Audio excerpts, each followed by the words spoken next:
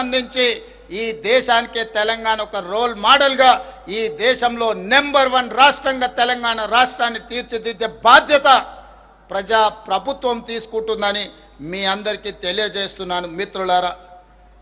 అదే విధంగా మన బలం హైదరాబాద్, మన బ్రాండ్ హైదరాబాద్ నగరం, 400 పైచిలుకు సంవత్సరాల అనుభవం, కులీ కుతుబ్షాయి నిజాం నవాబుల నుంచి గత పాలకుల వరకు హైదరాబాద్ నగరం ప్రపంచానికి ఆదర్శంగా నిలబడ్డది.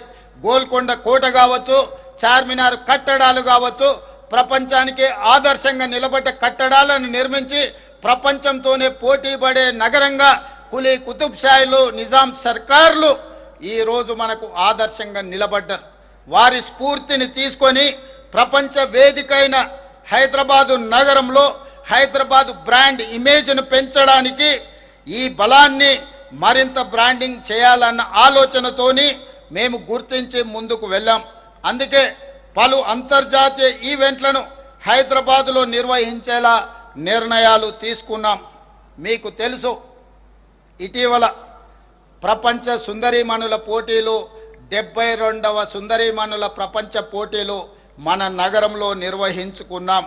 ఇందులో 109 దేశాల నుంచి సుందరీమణులు పోటీలో పాల్గొనడమే కాదు, ప్రపంచంలో ఉండే పెట్టుబడిదారులందరూ కూడా ఈ కార్యక్రమంలో పాల్గొని తెలంగాణ ప్రజలు హైదరాబాదు నగరం అందించిన వచ్చిన అతిథులకు వారికి మనము చూపించిన వారసత్వ సంపద, అది పాలమూరు జిల్లాలో ఉన్న పిల్లల మర్రి కావచ్చు, వరంగల్లో ఉన్న 1000 స్తంభాల గుడి కావచ్చు, రామప్ప దేవాలయం కావచ్చు, గోల్కొండ కట్టడాలు కావచ్చు, అదేవిధంగా చార్మినారు దగ్గర ఉన్న చుడి బజారు కావచ్చు, ఫలక్నామా ప్యాలెస్ కావచ్చు, ఇలాంటి గొప్ప వారసత్వ సంపదలను ప్రపంచ పర్యాటకులను ఆకర్షించడానికి మన గొప్ప చారిత్రాత్మకమైన కట్టడాలను చూపించి వారు వాటిని చూసి ఆశ్చర్యచకితులు అయినరు.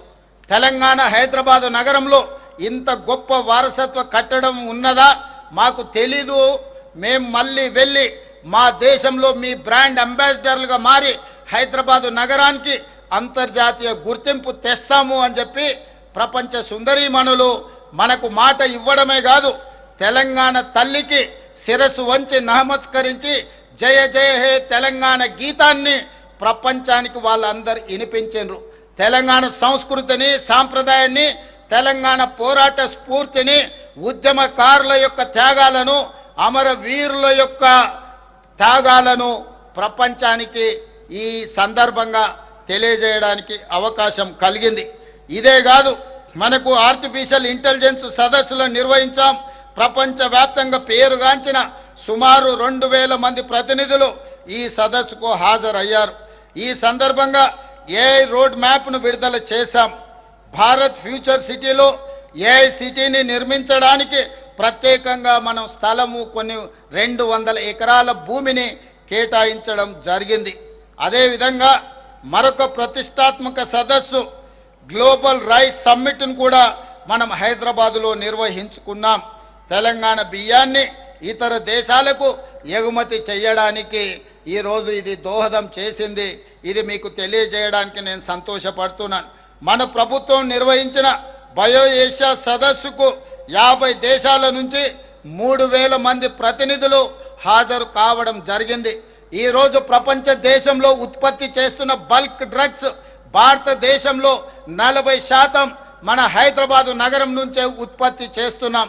మన కోవిడ్ మహమ్మారి వచ్చినప్పుడు ప్రతి 3 వ్యాక్సిన్లో 1 వ్యాక్సిన్ మన నగరం నుంచి ఉత్పత్తి చేసి ఈరోజు ప్రపంచానికి ఫార్మా హబ్గా హైదరాబాదు నగరాన్ని తీర్చిదిద్దడమే కాకుండా ప్రపంచం కోవిడ్ మహమ్మారి బారిన పడుతున్నప్పుడు ప్రపంచాన్ని ఆదుకోవడానికి మన నగరంలో ఉన్న ఫార్మా కంపెనీలు ఈరోజు దేశానికి ఆదర్శంగా నిలబడ్డాయి. దీనికి పునాదులు వేసింది ఆనాటి కాంగ్రెస్ ప్రభుత్వం.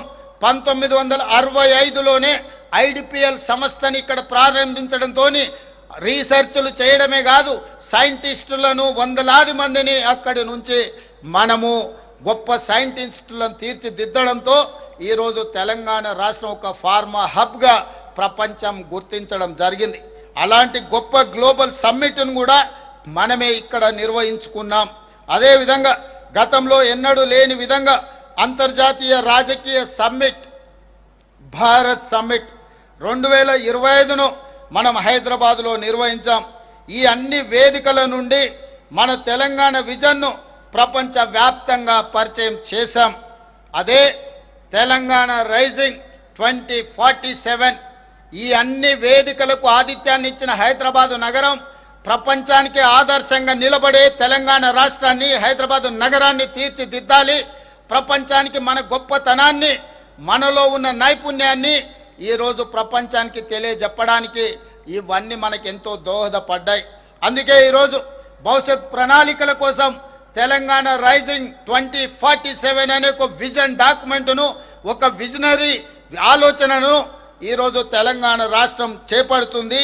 ఈ విజనరీ డాక్యుమెంట్ని డిసెంబర్ 9 తారీఖు లోపల జాతికి అంకితం చేసి ప్రపంచంలోనే తెలంగాణను నెంబర్ 1గా నిలబెట్టడానికి మేం చేయగలిగిన ప్రతి ప్రయత్నాన్ని చేస్తాము అని చెప్పి ఈ సందర్భంగా తెలంగాణ ప్రజలకు తెలియజేయడానికి నేను సంతోషిస్తున్నాను. మిత్రులారా, దేశానికి స్వాతంత్రం సాధించి భవిష్యత్ భారతదేశానికి పునాదులు వేసింది కాంగ్రెస్. 1947 నాటికి స్వతంత్ర భారతం శత వసంతాలు పూర్తి చేసుకోబోతుంది. 1947 15 ఆగస్టు నాడు సిద్ధించిన స్వతంత్రం 2047 15 ఆగస్టుకి 100 సంవత్సరాలు పూర్తి చేసుకోబోతున్నది. ఈ 100 సంవత్సరాలలో మనం సాధించిన విజయాలని కాదు, భవిష్యత్తులో చేరుకుపోయే మైలు రాయిని కూడా నిర్దేశించుకోవాలని, ఈరోజు ఆ లక్ష్యాలను చేరుకోవాలని ప్రణాళికలు రచిస్తున్నాం. ఈ లక్ష్య సాధనలో తెలంగాణ పాత్ర మన దేశాన్ని, మన రాష్ట్రాన్ని ప్రపంచంలో నెంబర్ 1గా నిలబెట్టే విజన్ ఏమిటన్న దానిపై మేము నిరంతరం శ్రమిస్తున్నాం.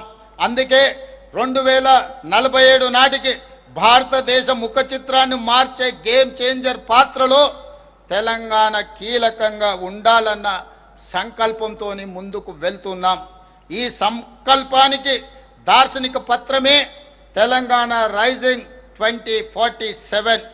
2035 నాటికి $1 ట్రిలియన్ ఎకానమీగా తెలంగాణను తీర్చిదిద్దాలని, 2047 నాటికి $3 ట్రిలియన్